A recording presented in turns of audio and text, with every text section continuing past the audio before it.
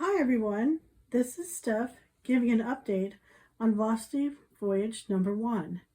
Thanks for joining me on my 9th week of this voyage. This week is from October 6th to October 12th.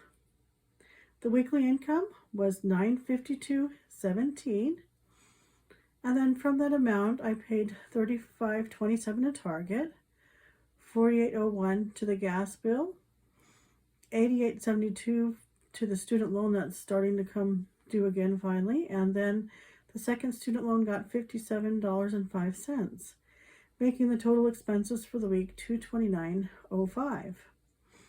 So I took the income minus the expenses and got my cash flow of $723.12, and then I went ahead and applied that $723.12 to my Discover card.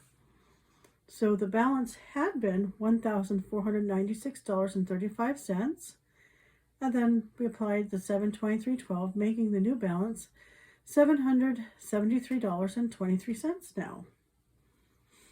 And this needs to be paid by October 13th, which is going to be on Friday. So that's coming up. It's pretty neat how tweaking the budget and redirecting cash flow has turned something that seemed impossible into something completely doable. An example, I could have paid my gas bill through my Citibank card, but for some reason when I went online to pay it, I kind of must have been on autopilot and just paid it via my checking account. And then I looked at my budget for next week and I find out that both of my Citibank cards are due. One has a payment of $275.21 and the other is $365.61 for a total of $640.82. And in knowing that $950 is the usual working budget, one would wonder how it would be possible for me to pay off my final $773.23 needed for Discover One if I need $641 for my Citibank cards. Well, as it turns out, the $950 minus $641 would be $309, and that would be about $465 short of the goal. But we're getting a refund from the insurance company. As it turns out, our agent felt we had paid too much, and he looked into finding some options for us to help save money, and by increasing our deductible, we were able to cut our bill in half.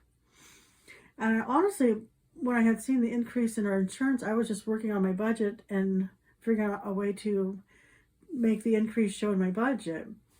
But then he contacted me, and then we're getting a refund now. So the funds should be in my checking account on Tuesday, and that should give me plenty of time to eliminate Discover One and balance transfer one. So we'll just make sure that that happens first before we obviously send any money to finish that off.